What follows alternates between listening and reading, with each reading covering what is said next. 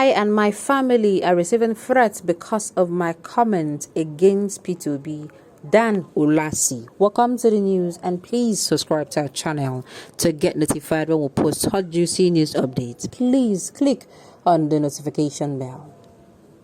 Following his decision to launch a scathing attack on Labour Party's presidential candidate Peter Gregory Obi, Chief Dan Ulasi has claimed that his life and that of his family had been threatened by unknown individuals.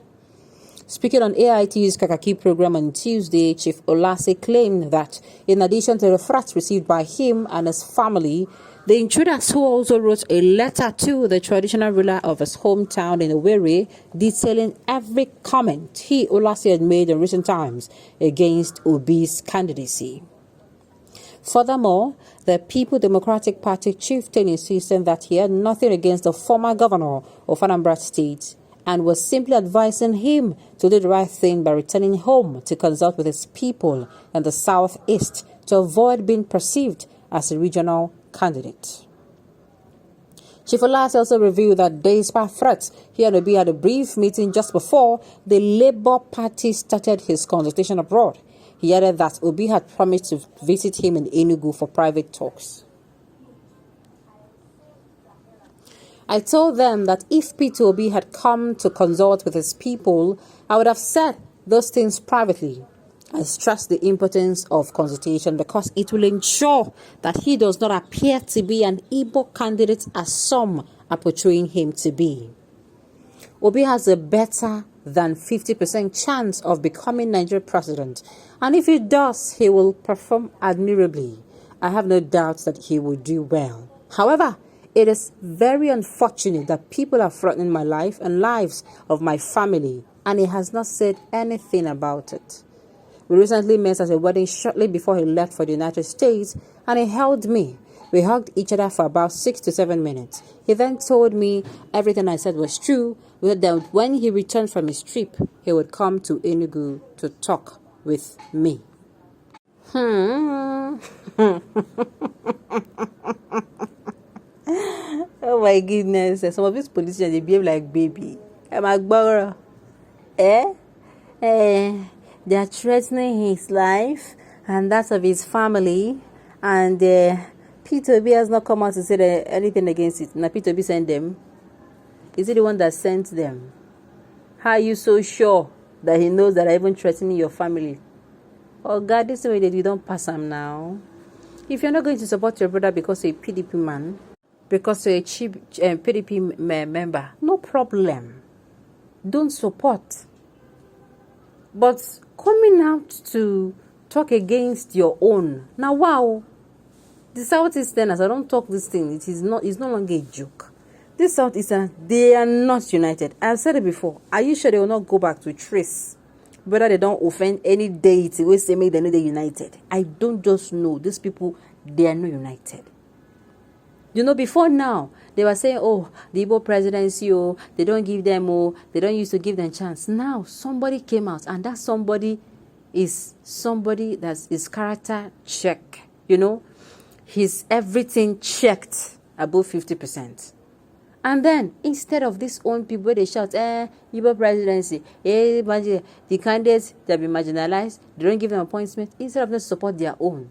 Even if you're a member of PDP and you don't want to come out openly and say, you're supporting your brother, no problem. You understand? Even if you cannot do it, they will say you are doing anti-party activities. No problem. But is it a must you will come out and start attacking your brother every time? We're gonna look this thing now.